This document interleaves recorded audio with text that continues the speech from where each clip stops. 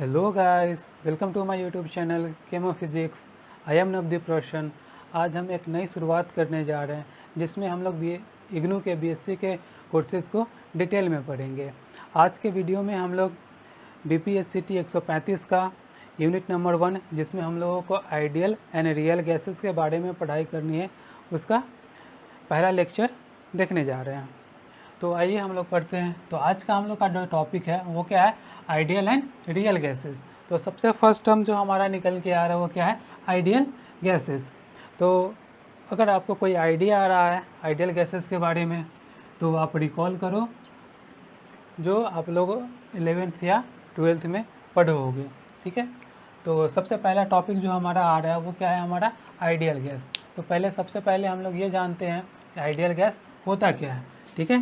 तो सबसे पहला मेरा टॉपिक है वो क्या है, आइडियल गैसेस। देखो, आप लोग एक इक्वेशन पढ़े होंगे PV इक्वल्स टू nRT, जिसको हम लोग क्या बोलते हैं, आइडियल गैस इक्वेशन बोलते हैं, ठीक है। ये चीज़ आप पहले से जान रहे होंगे। तो मेरे पास एक इक्वेशन क्या है, PV इक्वल्स टू nRT। ये मेरे पास एक इक्वेशन है जिसको हम लोग क्या बोलते हैं, ideal gas equation. Ideal gas equation, ठीक है। तो जो गैस इस इक्वेशन को फॉलो करेगा, जो gas PV equals to nRT को फॉलो करेगा, तो वैसे गैस को हम लोग क्या बोलेंगे, आइडियल गैस बोलेंगे, ठीक है। तो आइडियल गैस का कंडीशन क्या हो गया, वो गैस जो PV equals to nRT equation, that means ideal gas equation को फॉलो कर रहा होगा, वो हमारा क्या कहलाएगा, आइडियल गैस कहलाएगा। एक अदर तरीका भी होता है डिफाइन करने का, according to kinetic theory of gases, ठीक है। Kinetic of theory of gases को हम लोग शॉर्ट में क्या बोल रहे हैं, KTG। ये मेरा आप क्या है, काइनेटिक थ्योरी ऑफ गैसेस। तो काइनेटिक थ्योरी ऑफ गैसेस में क्या आता है, कुछ एजम्पशंस आते हैं, ठीक है, जो कि साइंटिस्टों के द्वारा एज्यूम किया गया हुआ है। उसमें से कुछ जो है वो सही में है, कुछ जो है हमारा एजम्पशन ही है। तो वो जो एजम्पशंस जो भी इसके अंदर आएगा, KTG के अंदर जो भी हमारे एजम्पशंस आएंगे, उस एजम्पशंस को जो भी गैस फॉलो करेगा वो क्या कहलाएगा, आइडियल गैस कहलाएगा। कहने का मतलब है गैसेस विच फॉलो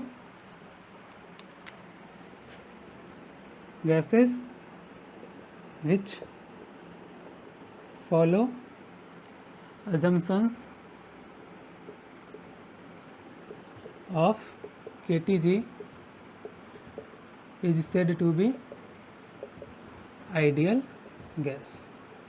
समझ में आ रहा है। तो आइडियल गैस को डिफाइन करने का दो तरीका हो गया। अगर कोई भी gas PV equals to nRT को फॉलो कर रहा है तो एक आइडियल गैस हो जाएगा, और काइनेटिक थ्योरी ऑफ गैसेस के अजम्पशंस को फॉलो कर रहा होगा वो भी हमारा क्या होगा, आइडियल गैस कहलाएगा। अगर PV इक्वल्स टू nRT को फॉलो कर रहा है तो वो क्या करेगा, एजम्पशंस को भी फॉलो करेगा। अगर कोई एजम्पशंस को फॉलो कर रहा है तो वो PV इक्वल्स टू nRT को भी फॉलो करेगा, ठीक है। तो अब देखिए आपका नेक्स्ट टॉपिक क्या निकल के आएगा कि मेरा काइनेटिक थ्योरी ऑफ गैसेस का एजम्पशंस है क्या। एजम्पशंस तो हम बोल दिए, but kinetic theory of gases का एजम्पशंस है क्या। तो नेक्स्ट हमको यही पढ़ना है। नेक्स्ट जो हमको पढ़ना है वो क्या है, assumptions of kinetic theory of gases.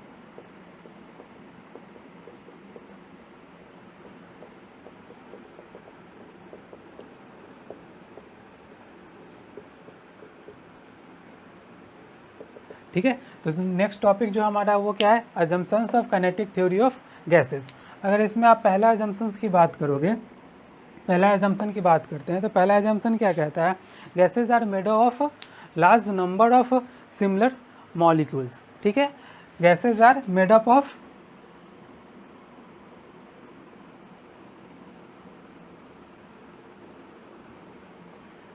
Very large number of similar या आइडेंटिकल मॉलिक्यूल्स।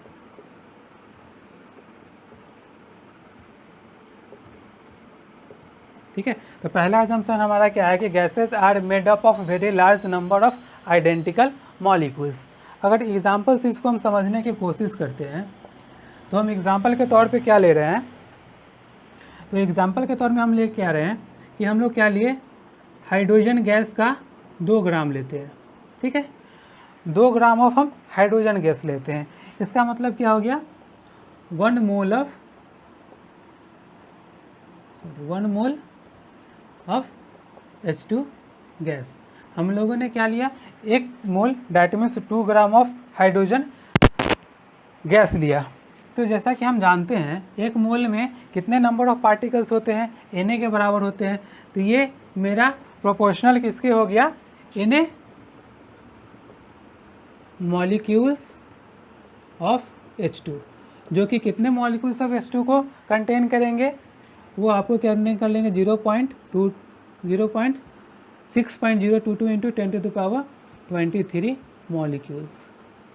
ठीक है, तो ये जो मेरा 2 ग्राम ऑफ हाइड्रोजन हुआ, जिसको हम लोग क्या बोलेंगे 1 मोल ऑफ हाइड्रोजन गैस, वो कितना molecules of hydrogen gas contain कर रहा है, Na molecules, that means Avogadro number के बराबर मॉलिक्यूल्स कंटेन कर रहा है, जो कि बराबर कितना है 6.022 इंटू 10⁻23 मॉलिक्यूल्स के बराबर है। ये फिगर जो है वो कितना बड़ा है आप सोच सकते हो, सोच के बताओ कितना फिगर है। देखो अगर मैं समझाने की कोशिश करूँ तो कंचा समझ में आता होगा, कंचा जो हम लोग खेलते हैं। ठीक है, तो अगर आपको मान लो कि जो हाइड्रोजन के जो एटम्स है उसको आप क्या कर लो, कंचे की तरह कंसीडर कर लो, जिसको आप क्या कर सकते हो, काउंट कर सकते हो। तो हम क्या किए, ये जो मेरा 2 ग्राम ऑफ हाइड्रोजन है उसके एटम्स को हम यहाँ पे रख देते हैं। ठीक है, एक कंटेनर में रख देते हैं, अज्यूम करना है, एक कंटेनर में अज्यूम करना है कि हम रख दिए हैं। अब आपको क्या काम दिया गया कि इस कंचे को या हाइड्रोजन एटम्स को, मॉलिक्यूल्स को उठा के एक अनदर कंटेनर में रखना है, ऐसे उठा के इस अनदर कंटेनर में रखना है, और आपको काउंट करना है कि कितने एटम्स है, अप टू 6.022 इंटू 10⁻23 एटम्स तक, मॉलिक्यूल्स तक आप बोल सकते हो। ठीक है, तो आपके पास क्या है कि एक कंटेनर रखा हुआ है जिसमें 2 ग्राम ऑफ हाइड्रोजन का जो मॉलिक्यूल्स है वो एज ए फॉर्म ऑफ कंचा आप बोल सकते हो रखा हुआ है। ठीक है, अब उसको उठा के आपको क्या करना है, काउंट करना है, उठाना है, दूसरे कंटेनर में डालना है और काउंट करते जाना है। तो आपको क्या लगता है आप कितने टाइम में इसको काउंट कर लोगे? आपको लगता है कि आप पूरे लाइफ टाइम में इसको काउंट कर लोगे? तो पूरे लाइफ टाइम में भी आप इसको काउंट नहीं कर पाओगे। लगभग मतलब कि आप हम लोग की जीवन की बात करें तो 100 जन्म ले ले, फिर भी 100 जन्म तक लगातार काउंट करते रहे ना, फिर भी इस नंबर को हम लोग 1 2 3 4 से 5 6 7 8 करके इस नंबर तक नहीं पहुंच सकते। वो इतना बड़ा ज़्यादा नंबर है। और देखो कितना अमाउंट लिए, 2 ग्राम ऑफ हाइड्रोजन ही लिए, बट उसमें जो number of molecules of hydrogen जो आया वो इतना आया, जिसको हम लोग 100 बार जन्म लेकर भी काउंट नहीं कर सकते। ठीक है, इतना बड़ा नंबर मेरे को आ गया।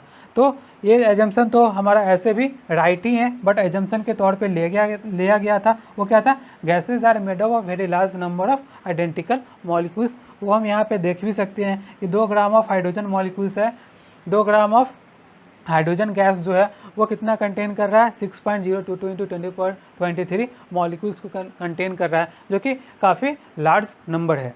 ठीक है, तो आप इतना नोट करो, फिर हम लोग आगे बढ़ते हैं।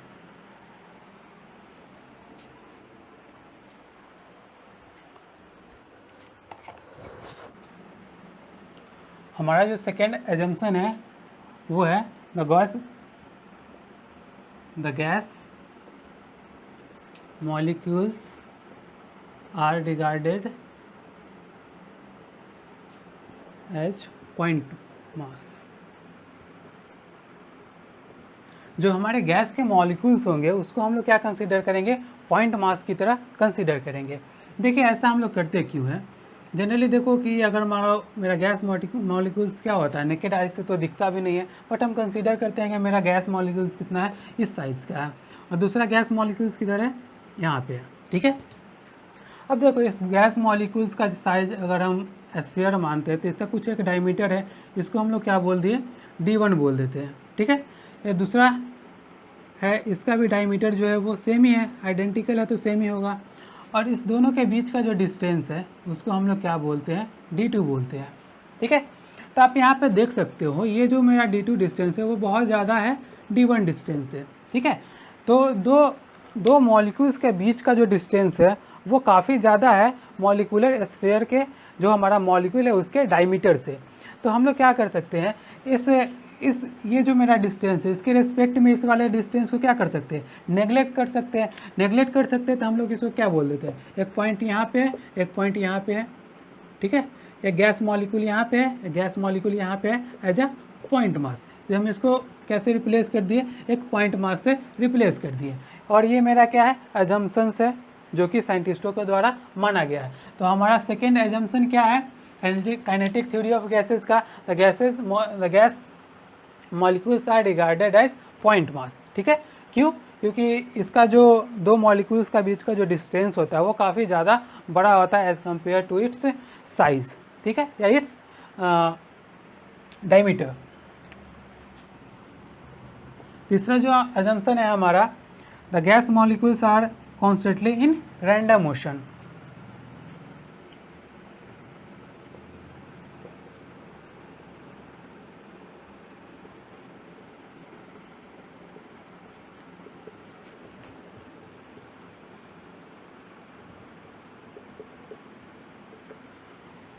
गैस के जो मॉलिक्यूल्स होते हैं वो क्या होते हैं, हमेशा रैंडमली मूव करते हुए रहते हैं। तो ये मेरा एजम्पशन भी है और रियलिटी भी है। तो gases molecules are constantly in random motion. कहने का क्या मतलब है, अगर कोई एक गैस पार्टिकल है तो वो यहीं पे रुका हुआ नहीं रहेगा, वो क्या करेगा, जिगजैग मोशन करेगा। मान लो कि बहुत सारे पार्टिकल्स हैं, ये पार्टिकल्स हो गए, कुछ पार्टिकल्स मान लो इस तरीके से यहाँ पे है, ठीक है। तो क्या करेंगे, पार्टिकल्स जो होते हैं ना आपस में कोलाइड कर रहे होते हैं। अगर कंटेनर में है तो आपस में भी कोलाइड करेंगे और कंटेनर में भी कोलाइड करेंगे। इधर गए, ठीक है, तो इधर आए, फिर ये इधर आए, मान लो इधर गए, यहाँ पे किसी से कोलाइड किए, फिर इधर मूव किए। तो क्या कर रहे हैं, ये कॉन्स्टेंटली एक रैंडम मोशन कर रहे हैं, जिग जैग टाइप का, इस तरीके का वो क्या कर रहे हैं, मोशन कर रहे हैं। हमेशा क्या कर रहे होते हैं, वो मूव कर रहे होते हैं। तो सेकेंड एजम्पशन मेरा यही है, gases molecules are constantly in random motion, ठीक है। आप इसको लिखो, फिर हम लोग आगे बढ़ते हैं।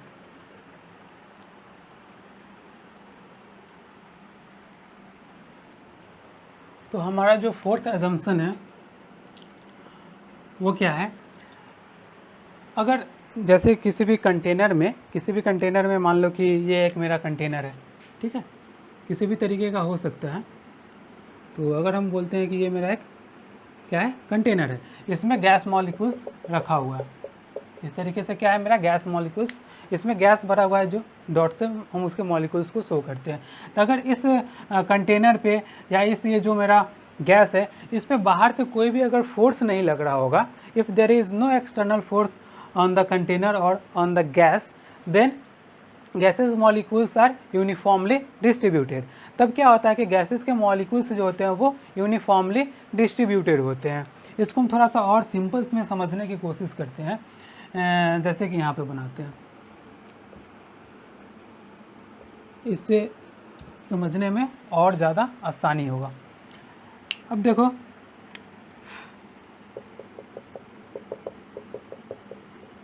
ये कंटेनर है मेरा, ठीक है, इसमें क्या है, ये मेरे ब्लैक से जो क्या है, गैस मॉलिक्यूल्स को डोनेट कर रखा है।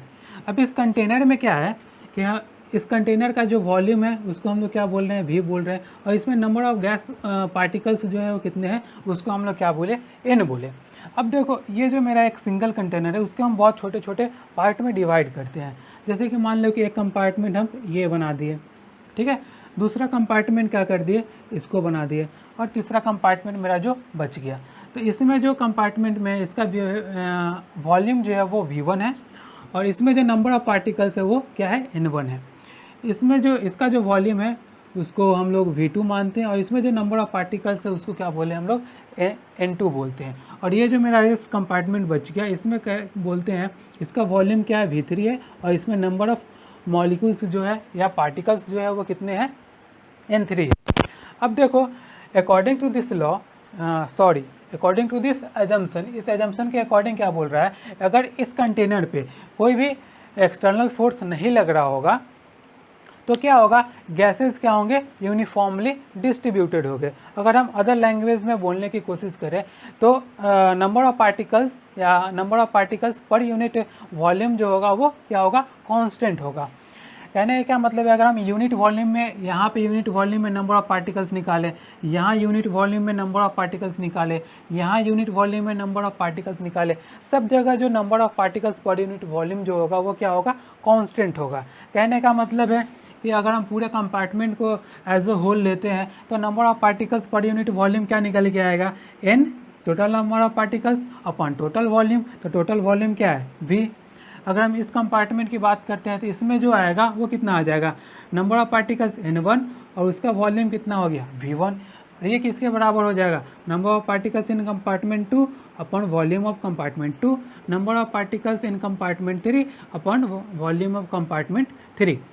तो ये जो मेरा फोर्थ अजम्पशन है उसके अकॉर्डिंग क्या हो रहा है, वो बोलता है कि अगर हम किसी भी कंटेनर पे या किसी भी गैस सिस्टम पे एक्सटर्नल फोर्स को जीरो रखते हैं तो number of particles per unit volume क्या होता है, वो कांस्टेंट होता है। कहने का मतलब होता है कि गैस मॉलिक्यूल्स क्या होते हैं, यूनिफॉर्मली डिस्ट्रीब्यूटेड होते हैं। ऐसा नहीं हुआ कि कहीं यहाँ पे गैस मॉलिक्यूल्स जो है वो क्लोजली पैक्ड है, यहाँ पे गैस मॉलिक्यूल्स जो है वो दूर दूर है, नहीं, यहाँ पे जिस तरीके से वो अरेंज्ड होंगे उसी तरीके से यहाँ भी अरेंज्ड होंगे। ठीक है, तो टोटल कंपार्टमेंट में, टोटल बॉक्स में या जो भी सिस्टम है, जिस तरीके का भी सिस्टम है, उस पूरे सिस्टम में क्या होंगे, यूनिफॉर्मली डिस्ट्रीब्यूटेड होंगे अगर एक्सटर्नल फोर्स उस सिस्टम पे क्या है, ज़ीरो है।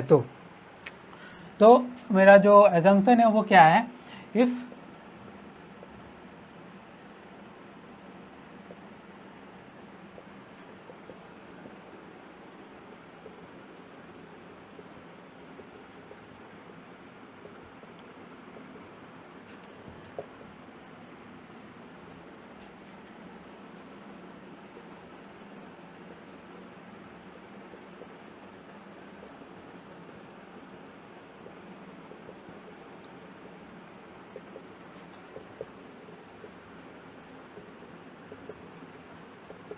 तो ये मेरा फोर्थ एजम्पशन है वो कहता है कि अगर किसी भी गैस सिस्टम पे एक्सटर्नल फोर्स जो है वो ज़ीरो है तो गैसेस जो होगा वो यूनिफॉर्मली डिस्ट्रीब्यूटेड होगा पूरे कंटेनर में, इन द कंटेनर। ठीक है, उसका अगर हम मैथमेटिकल मीनिंग निकालने की कोशिश करें तो वो क्या हो जाएगा, n upon V equals to n1 upon v1 equals to n2 upon v2 equals to n3 upon v3।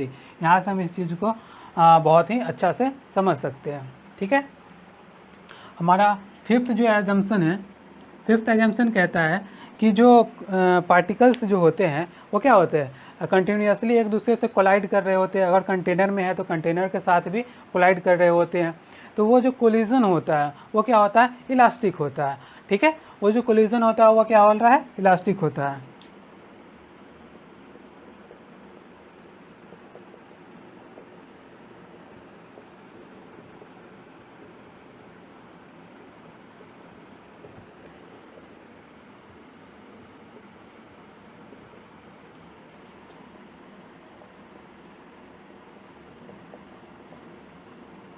तो जो भी कोलिजन होंगे, या वो मॉलिक्यूल्स या मॉलिक्यूल्स के बीच में हो रहे हो या मॉलिक्यूल्स और वाल के बीच में हो रहे हो, वो सारे कोलिजन्स जो होंगे वो क्या होंगे, इलास्टिक होंगे। ये हमारा क्या है, फिफ्थ एजम्पशन है।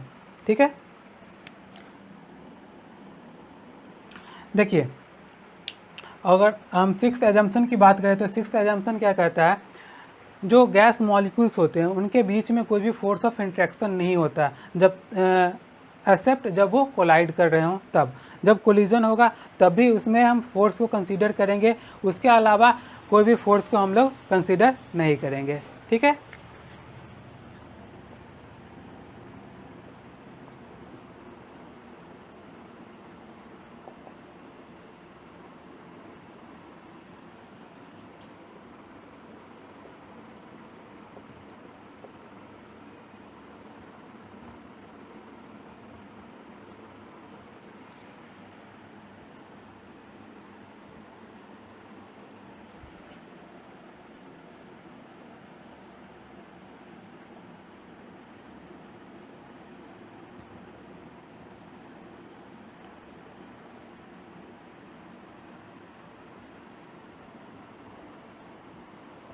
तो हमारा जो सिक्स्थ एजम्पशन है वो क्या बोलता है, there is no force of interaction between the gas molecules and wall except when they collide.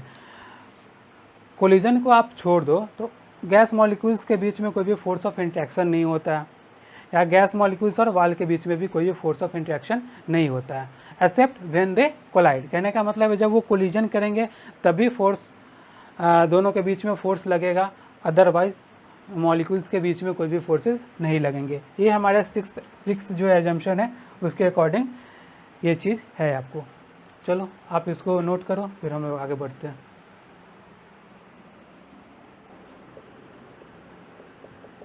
तो ये हमारा सिक्स्थ एजम्पशन था जो बहुत ही ज़्यादा नीचे चल जाने की वजह से दिख नहीं रहा था, तो हम लोग यहाँ पे लिख लेते हैं।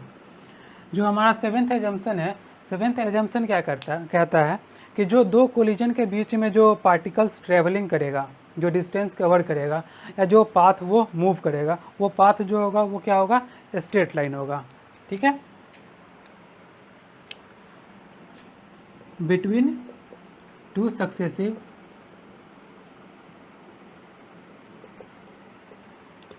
collision gas molecules move in a straight line। कहने का क्या मतलब है कि अगर मान लो कि कोई एक, ये क्या है हमारा गैस मॉलिक्यूल्स है, यहाँ पे ले लेते हैं, ये हमारा गैस मॉलिक्यूल्स है। अभी क्या ये गैस मॉलिक्यूल्स जो है वो इसको कोलाइड करना है, तो ये क्या करेगा, एक स्ट्रेट लाइन को ही फॉलो करेगा। ठीक है, इस गैस मॉलिक्यूल्स को इससे कोलाइड करने के लिए बहुत सारे पाथ हो सकते हैं। वो ऐसे जाके कोलाइड कर सकता है, वो ऐसे जाके कोलाइड कर सकता है, बट ऐसा हमको नहीं मानना है। अगर वो इससे कोलाइड कर रहा है तो क्या करेगा, वो स्ट्रेट लाइन में ही कोलाइड करेगा। तो between two successive collisions path of the gas molecules is straight line. अगर इससे कोलाइड करेगा तो ये एक स्ट्रेट लाइन बनाएगा, फिर इसको यहाँ पे स्ट्रेट लाइन बनाना है। अगर मान लो अब इसको यहाँ इससे कोलाइड करना है तो ये इस पाथ को, स्ट्रेट लाइन को फॉलो करके कोलाइड करेगा। तो सेवेंथ एजम्पशन जो हमारा है वो क्या कहता है, between two successive collision gas molecules follow the straight line path. ठीक है, हमारा जो एट एजम्पशन है वो बोलता है कि जो भी गैस मॉलिक्यूल्स होते हैं सबके स्पीड जो है वो सेम नहीं होते हैं। अगर आप वेलोसिटी की बात करोगे तो वेलोसिटी तो डिफरेंट हो ही जाना है। अगर हम किसी भी बॉक्स में या किसी भी कंटेनर में गैस मॉलिक्यूल्स रखते हैं, ठीक है, तो कोई मॉलिक्यूल्स हो सकता है इस डायरेक्शन में मूव कर रहा होगा, कोई मॉलिक्यूल्स इस डायरेक्शन में मूव कर रहा होगा, कोई मॉलिक्यूल्स इस डायरेक्शन में मूव कर रहा होगा। तो सब मॉलिक्यूल्स का डायरेक्शन अलग है, तो वेलोसिटी तो अपने आप अलग हो ही जा रहा है। बट जब हम एजम्पशंस की बात करते हैं तो एजम्पशंस में हम क्या करते हैं, स्पीड को भी वेरिएबल कंसीडर करते हैं कि सारे पार्टिकल्स जो है वो अलग अलग स्पीड से मूव करते हैं। तो हमारा जो एट एजम्पशन है वो यही है कि all the gas molecules move with different speed.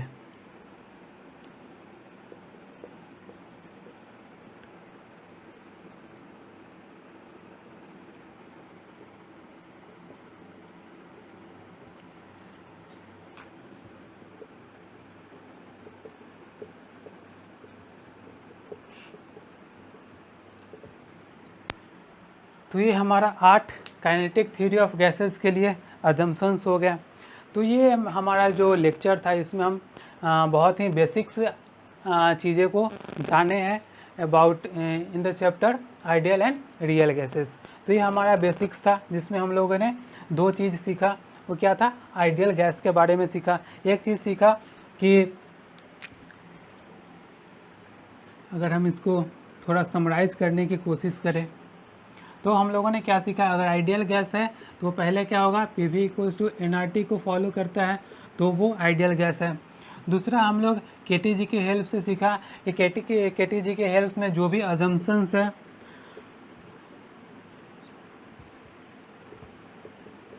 उस अजम्पशंस को अगर फॉलो करता है तो वो क्या है, आइडियल गैस है। अजम्पशंस को फॉलो करता है तो आइडियल गैस है, PV इक्वल्स टू nRT को फॉलो करता है तो वो क्या है, आइडियल गैस है। ठीक है, एजम्पशंस में हम लोग क्या किए, 8 एजम्पशंस पढ़े हैं जो कि हम लोगों ने बहुत ही अच्छे से समझने की कोशिश की है थ्योरेटिकल वेज में, और उसको हम लोग अंडरस्टैंड करने की भी कोशिश किया है। तो I hope you like the video.